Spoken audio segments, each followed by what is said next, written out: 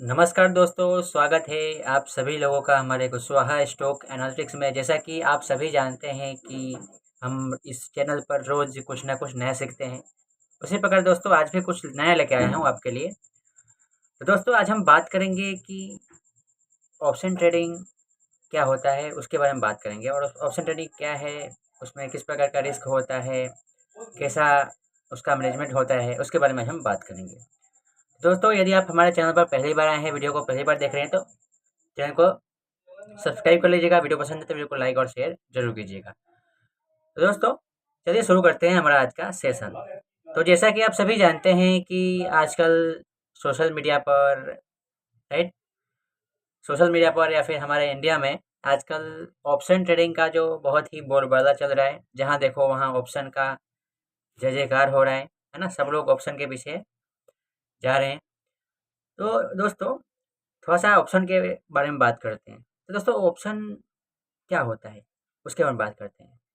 जैसा कि हम सभी जानते हैं कि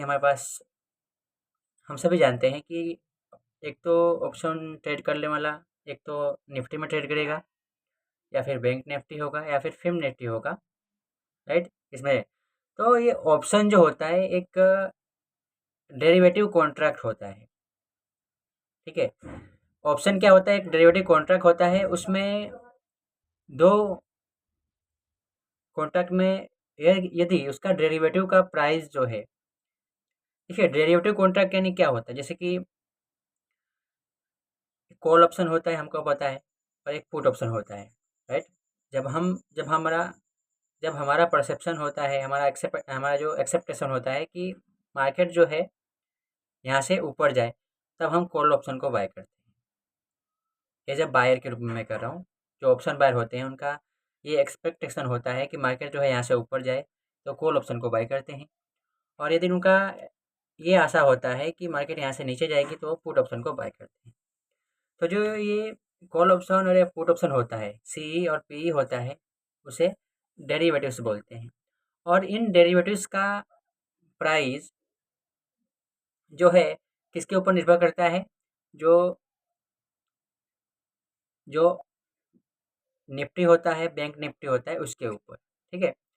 तो डेरिवेटिव कॉन्ट्रैक्ट होते हैं ऑप्शन जो है, कॉल ऑप्शन पुट ऑप्शन जो होते हैं वो डेरिवेटिव कॉन्ट्रैक्ट होते हैं। और ये कॉन्ट्रैक्ट का निर्भर करता है डेरिवेटिव के ऊपर, यानी कि इसकी प्राइस जो है, डेरिवेटिव कॉन्ट्रैक्ट की प्राइस जो है किससे ड्राइव होती है, निफ्टी और बैंक निफ्टी से ड्राइव होती है, राइट। तो एक कॉल ऑप्शन की प्राइस, पुट ऑप्शन की प्राइस कितना बढ़ेगा वो निर्भर करता है डेरिवेटिव्स के ऊपर, यानी कि अ, उसके निफ्टी के ऊपर, बैंक निफ्टी के ऊपर, राइट, जो भी इंडस्ट्रीज है उसके ऊपर।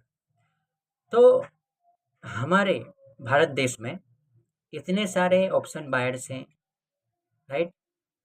मैंने एक आंकड़ा देखा दोस्तों, जो यूएस स्टॉक मार्केट एक्सचेंज, जो यूएस में स्टॉक मार्केट चैंपियनशिप होता है दोस्तों, वहाँ पे वर्ल्ड के जितने भी ट्रेडर आते हैं उनको एक लिमिटेड कैपिटल दिया जाता है, और लिमिटेड पीरियड के लिए उनको वहाँ पे ट्रेडिंग के लिए एक अपॉर्चुनिटी दी जाता है। यानी कि एक प्रकार का देखें तो एक प्रकार का स्पर्धा होता है वहाँ पे, कि आपको इस लिमिटेड कैपिटल पर आपको जो है, आप जितना ज़्यादा जो है रिटर्न जनरेट कर सके स्टॉक मार्केट में ट्रेडिंग के थ्रू, यदि उसमें जो बंदा फर्स्ट में आता है उसे फर्स्ट प्राइज दिया जाता है।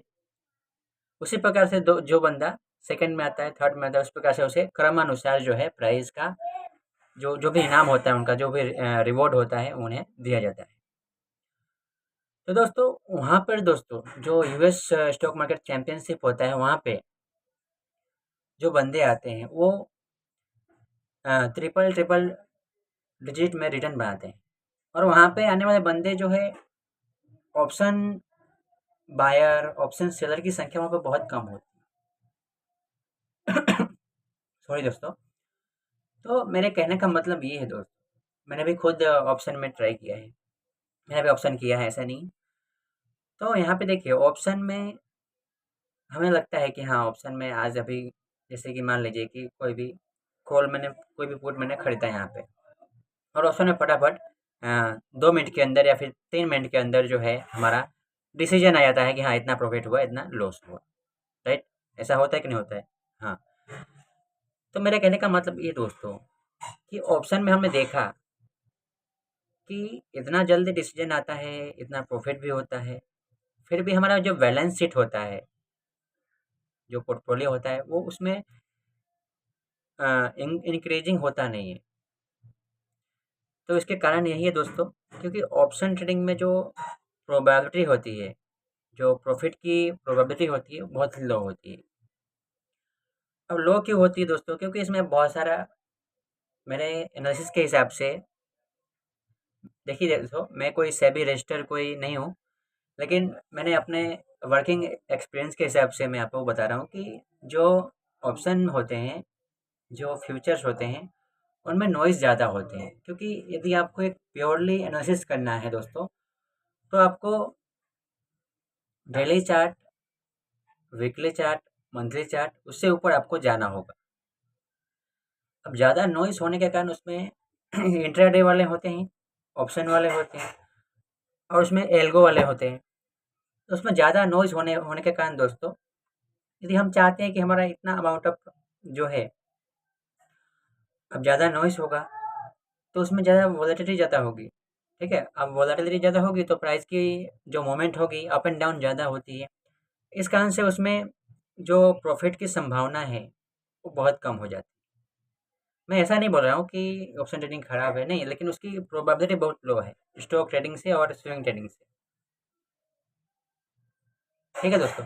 हालाँकि हमारे इंडिया में ये बहुत ही प्रचलित है, लेकिन दोस्तों यही सत्य है, क्योंकि हमारे और भी हमारे जो इंडिया के, हमारे भारत के जो दिग्गज खिलाड़ी हैं स्टॉक मार्केट के, वो आपको पता ही होगा, राकेश झुनझुनवाला, जो अभी दुनिया में नहीं रहे, विजय केरिया, राइट? अन्य कई भी हैं जिसका नाम जो है हमें पता भी नहीं। तो ये लोग जो है वे ऑप्शन बाय करके काम नहीं करते, राइट? ऑप्शन सेल करके काम करते हैं। अब ऐसा क्यों करते हैं ये लोग? देखिए, ऑप्शन बाय करना और ऑप्शन सेल करना में फ़र्क क्या है?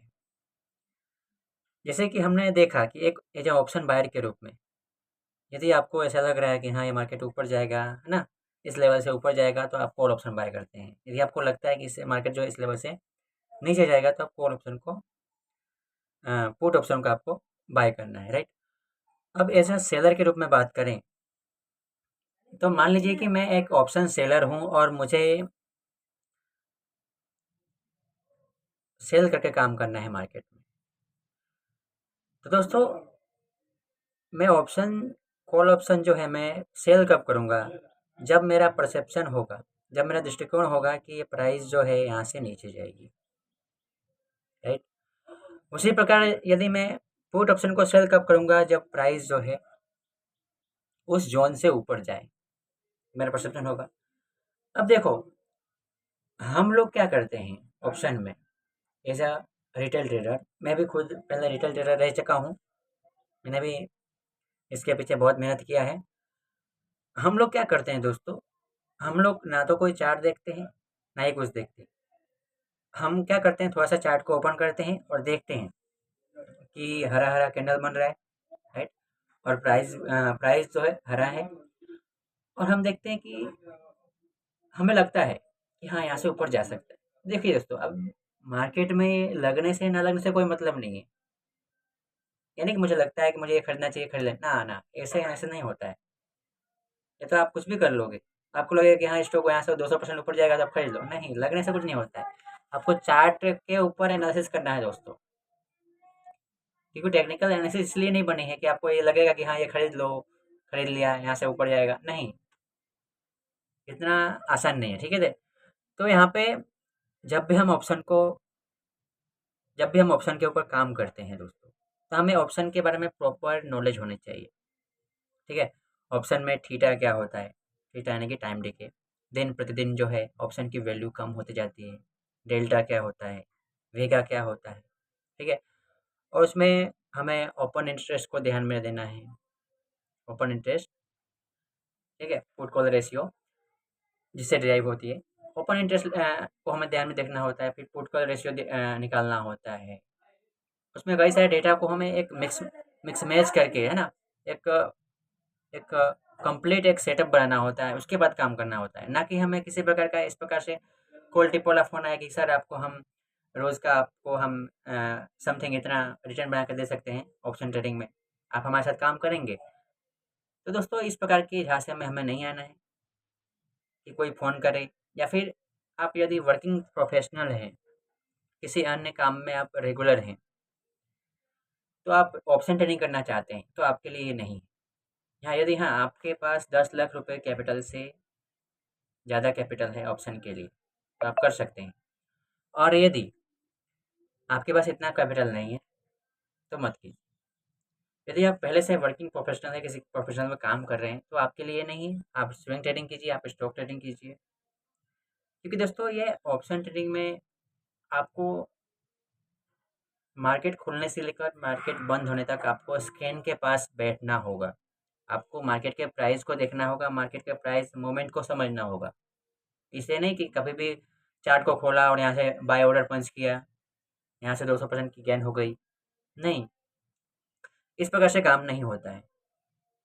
यदि आप वर्किंग प्रोफेशनल काम करते हैं, बिजली आपका बिजनेस है, आपका नौकरी है, जो भी है, जॉब है, तो आपको स्टॉक ट्रेडिंग ही मैं एडवाइस करूँगा।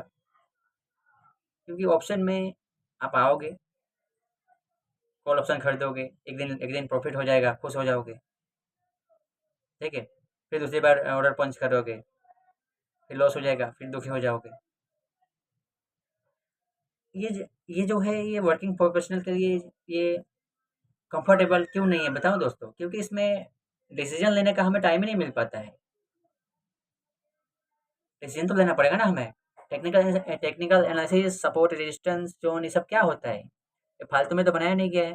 इसका कुछ ना कुछ तो काम होता होगा ना, तभी तो हमारे इन्वेस्टर लोगों ने, तभी तो बड़े-बड़े वैज्ञानिकों ने, साइंटिस्टों ने इसके बढ़ा के इस प्रकार की टेक्निकल एनालिसिस बनाई।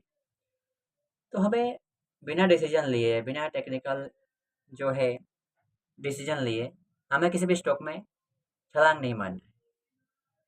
तो मेरे कहने का मतलब ये है ऑप्शन ट्रेडिंग के ऊपर, कि आप यदि किसी वर्किंग प्रोफेशनल के ऊपर काम करते हैं, आपका खुद का प्रोफेशन है, तो आप ऑप्शन ट्रेडिंग ना करें। हाँ, स्टॉक ट्रेडिंग करें, लेकिन हाँ, प्रॉपर सही जगह से सीखिए। ये नहीं कह रहा हूँ कि आप मुझे मेरे ही वीडियो को देखिए, नहीं। जहाँ पे सीखते हो आप पूरा नॉलेज ले लें, उसके बाद वहाँ से नॉलेज नॉलेज लेने के बाद उसके बाद करें। बिना नॉलेज के आप मार्केट में कदम ना रखें। तो दोस्तों आज के लिए इतना ही। मिलते हैं एक अगले वीडियो में, तब तक के लिए जय हिंद।